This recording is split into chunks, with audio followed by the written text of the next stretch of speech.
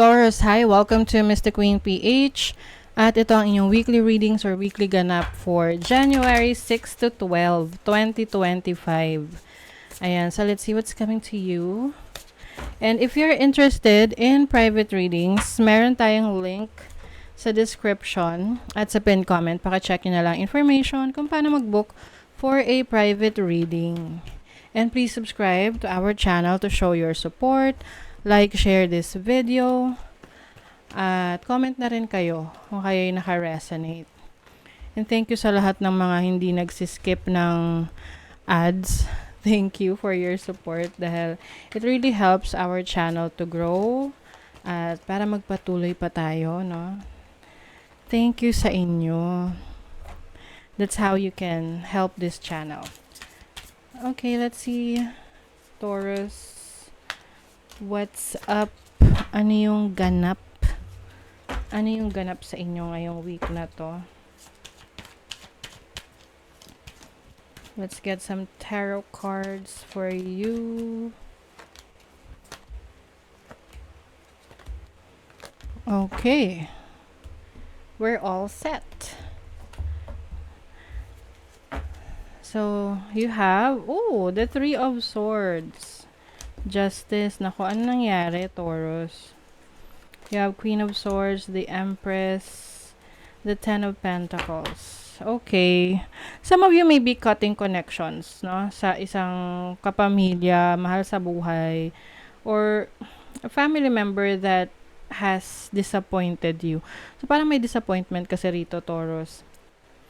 Or, nagde-decide ka talaga kasi sa tingin mo yun yung best para sa situation ninyo.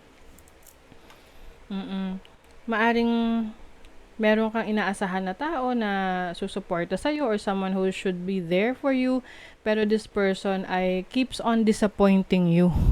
Yung lagi kang dinidisappoint na puro na lang kalokohan yung ginagawa. This can be sa romantic relationship, sa family, no? Can be your children, no? Kung may mga anak ka na. Yung malalaki na ha. Yung mga adults na. And you finally made a difficult decision to cut off someone in your life. Like, totally. Alam nyo, minsan ganun talaga, na yung tao na yan sa buhay natin, hanggat nandyan yan sa buhay natin, talagang parang magulo yung sitwasyon. Yung parang feeling mo, wala nang magagandang nangyayari sa buhay mo dahil sa existence ng tao na yan sa buhay mo.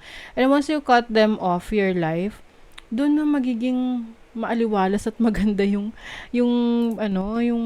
buhay, no?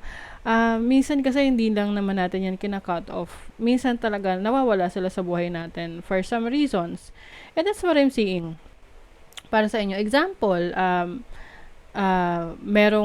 merong mahal sa buhay na nawala sa, let's say, namatay, ganyan. And then, itong taong to, medyo toxic or meron siyang mga bagay na mga parang laging nakakontra sa mga plano mo. So, syempre, hindi natutuloy yun. So, nung nawala na yung taong yun, andun na parang may nag-open ng mga bagong opportunities or doors for you na kung saan mas naging gumaan yung buhay. And it really happens, no? Kung na-experience nyo yan, comment kayo. Kasi I personally experienced that situation na nung nawala yung tao na yun sa buhay namin, sa buhay ko, like, gumaan ang buhay. So, it's like an energetic basta ganon.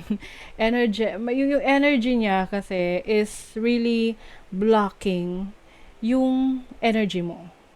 Okay? So, may mga ganon. But that's what I'm seeing for you. And, ngayon, no, when this person nawala na sa buhay mo in any way, no, pwedeng kinut off mo lang or umalis sa buhay mo, doon na darating yung abundance. The Empress and the Ten of Pentacles is happiness. This is about financial stability, good things in life. Okay? And itong mga na-experience mo in the past, like, yung meron dito may betrayal, meron ditong disappointment from someone, and once you realize na hindi ito yung gusto mo for yourself and nilet go mo, doon na pumasok yung mga magagandang bagay. Oh my God, oh. See? You have the death card, which is an ending of a situation, separation from a toxic situation.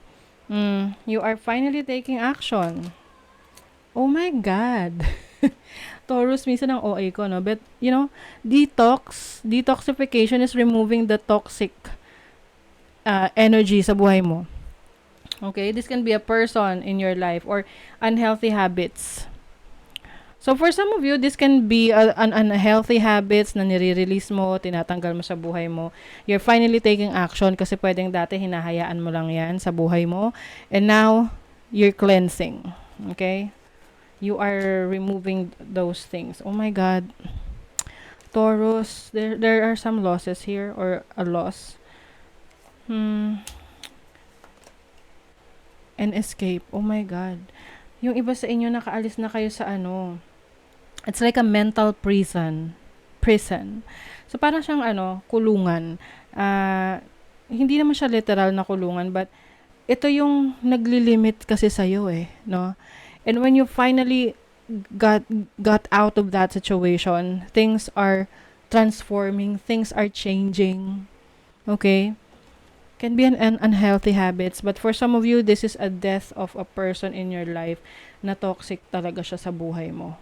Or when we say death, it's like an ending of a situation. Okay? Just take what resonates.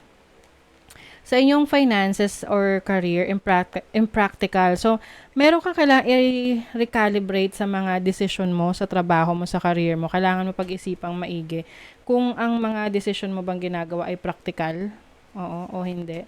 Sa relationship naman, yung iba sa inyo merong makaka-date. If you are single, you are going out with someone na gusto mong makilala. But if you are already in a relationship, maaring mas pinapatibay nyo lang yung connection ninyo. The world awaits you. Oh, this is a new beginning. It's like a new day, kumbaga. It's a new life, it's a new day for you. Magandang gising. Okay, sa finances, tinan natin, ano tong impractical. The moon, ayan. So, yung iba sa inyo kasi, may mga takot, no? May fears of starting a new career, starting a new business, or yung iba natatakot kayo na umalis sa isang situation.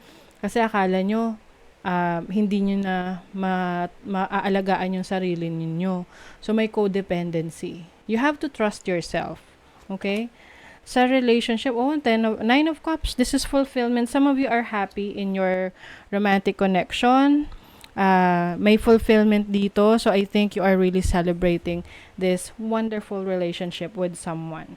So, I think ito yung tatanggalin nyo sa buhay nyo. Anything toxic lang naman. Or pwedeng ito ay inyong mindset na i-release nyo na. Hindi na kayo matatakot, hindi na kayo mag-aalala, mas magtitiwala kayo sa inyong kakayanan. Because there's definitely a new beginning for you. A new beginning na walang complications, walang gulo, walang stress. Okay? So that is your reading, Taurus. Thank you so much. See you again.